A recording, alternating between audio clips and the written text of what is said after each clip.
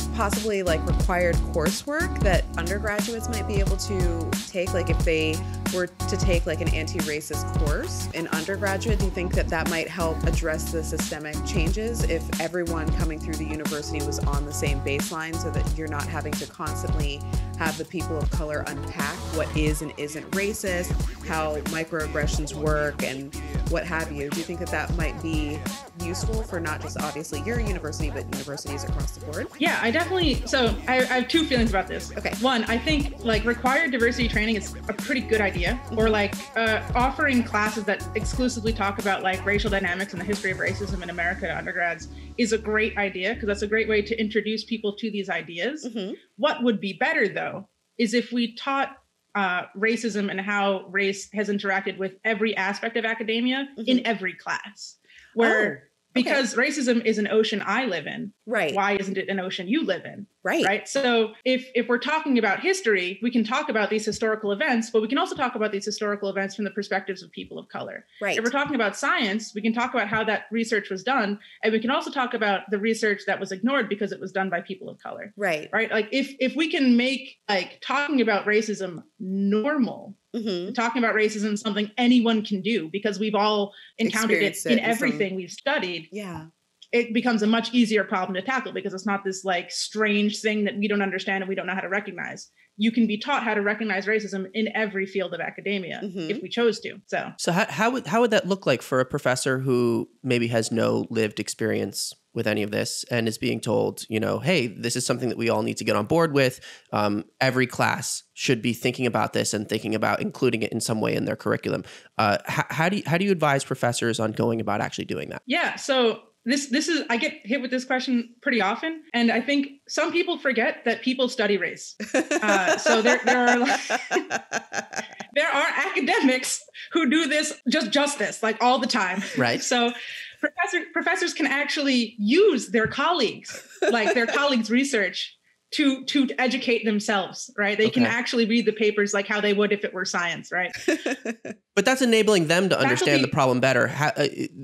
Are there guidelines or recommendations for how to implement that knowledge into changing their curriculum so that they're exposing their students to that kind of knowledge? Yeah. So like I said, there are people who do this, right? So for example, the Race and Pedagogy Working Group exists to do exactly that, where we say, all right, we got all this research. We're going to boil it down for you, make it into a little memo. We can help you design the class that like you talk about like the race issues for like this quarter in. And they're also like organizations that do this sort of stuff. Like you'll be able to find these people in the DEI space everywhere. Like if you asked someone who does this work to do that, they could.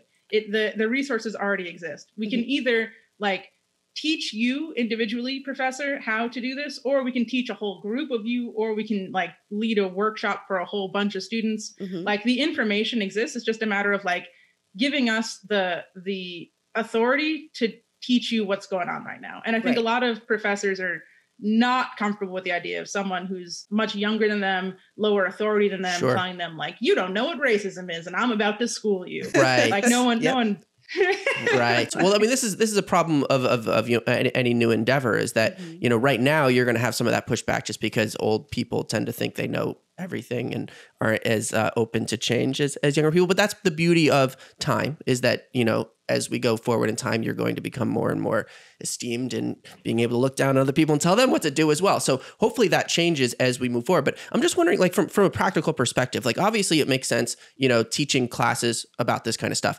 But what does it look like for a calculus teacher? You know, somebody who's teaching a course on calculus.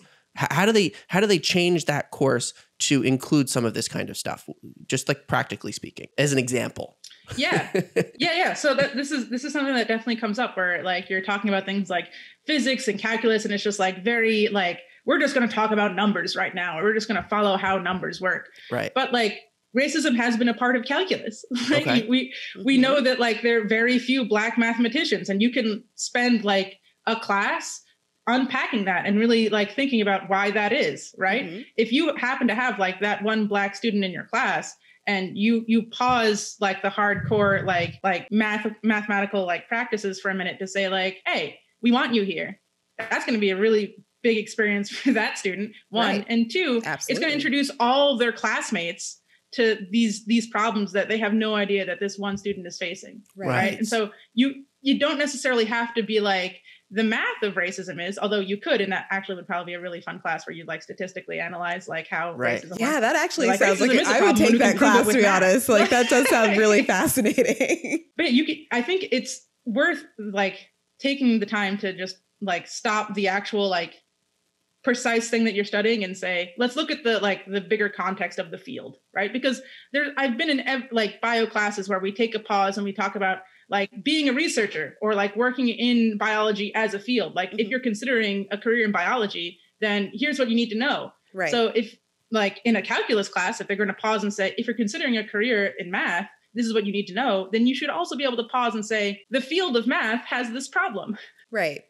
And this is how we're trying to address it, by telling the stories that have been historically forgotten or were purposefully forgotten. So like we know very few like Black mathematicians, like you said. So if we were to tell the story, okay, these were the people who were doing the work, but their work might have been overlooked until a white man came along and presented the exact same work. Or a woman was doing the work. Like if you look at someone like Ada Lovelace, her work was phenomenal, but it obviously wasn't being given the same credentials because she was a woman at the time. And so looking back, we can say, okay, we should have been giving her so much more credit than she got in her time. And by just acknowledging that this was something that was overlooked at the time, that we want to rectify it going forward, it at least sets everyone on the same page that we recognize this is a problem and we want to fix this problem. It starts with addressing that there is a problem so that everyone is on the same page, that we know this is a problem that we don't want to continue allowing to persist. It's amazing because it sounds like you're in the middle of creating these, I don't want to say necessarily just guidelines, but information, right? You're putting out information. You're making yourself available to people who want to change, who have recognized, hey, this is a problem because, they're hearing nationally Black Lives Matter was a big movement this year that got a lot of people thinking about, whoa, how do we think about the systemic racism in our own institutions and in our own local sphere of influence? And that's great. Some people are motivated to do that. Some people are not. Right. Some people don't want to think about this stuff. It's distracting. It's taking away from the work that they want to do. They're only interested in their cutting edge physics research that they do, and they only want to deal with the students who come to them who want to talk about that. And anything else that comes to culture issues and race is just terrifying for them to even think about. Yeah. Right. What do we do with people like that? Yeah. So I think academia definitely favors people who have that tunnel vision approach to life.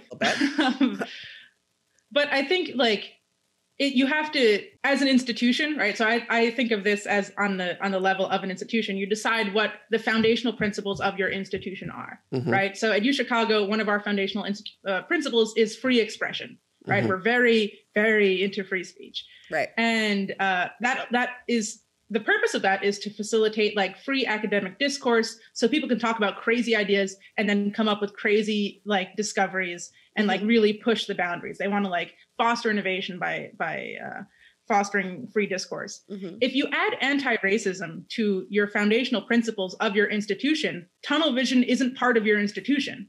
Everybody has to be on board with the fact that we are going to be anti-racist as a university. And that means that your field has to actively be invested in being anti-racist, which means you have to spend at least 15 minutes of your life thinking about racism. I'm sorry, it's part of the job description. And right? what can universities do to enable their professors who aren't necessarily as motivated to take this on of their own free will and accord? What can universities do to help people like that along and help get some of this teaching into their minds and hopefully even into their classrooms? Yeah, so I think this one's actually pretty simple. The universities direct the culture of their campus by incentivizing certain kinds of research, right? They incentivize certain kinds of programs. They incentivize certain kind of research by saying, we're going to make a grant. If you do this, we'll give you the money to do this. Or we're going to make an award. If you do this, we'll give you the award and you'll be recognized. That is the currency of academia, is awards and grants. So if the university funds people who do this sort of work or rewards people who do this sort of work, then all of a sudden there's this incentive to do this sort of stuff, and the culture will shift towards what is being prioritized by the university, like as a whole. Wow. Do you see this happening yet? Is this something that you've been pushing in your university or in other universities? Yeah, so this actually is happening. It's not like, I don't think it's very visible yet because it's still happening at like the administrative presidential levels, right? So it's like walled up in the very highest hallowed halls of academia.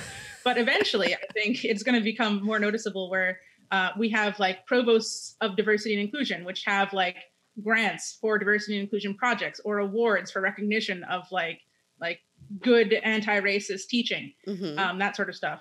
I know that at least that's in the works at UChicago. I've been talking to the provost of diversity and inclusion at UChicago pretty often about this sort of stuff. So I know it's happening there. And I've also heard stories from like people who are in higher ed at other universities where this sort of process is also happening. Like the concept of paying the diverse students for the D&I work that they do is pretty mainstream now. It took like maybe 3 years, but it's on the table. It comes up at every meeting. Perfect. And like, because I mean, you guys are doing actual work with awards and stuff.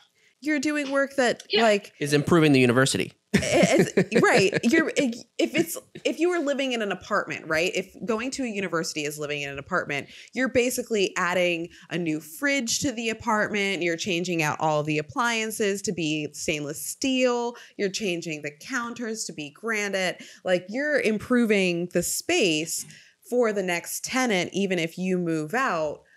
So it benefits the landlord to let you continue improving things. Thanks for checking out this clip from our show. To watch more clips or full episodes, click on our profile below. If you want to stay up to date on all of our new episodes and videos, click subscribe. And if you have any ideas for future guests or topics that you would like to see us cover on the show, leave us a message in the comments or connect with us on any of our social media channels at Funtime Program. Or on our website at funtimeprogram.com. We'll see you in the next one. Bye-bye.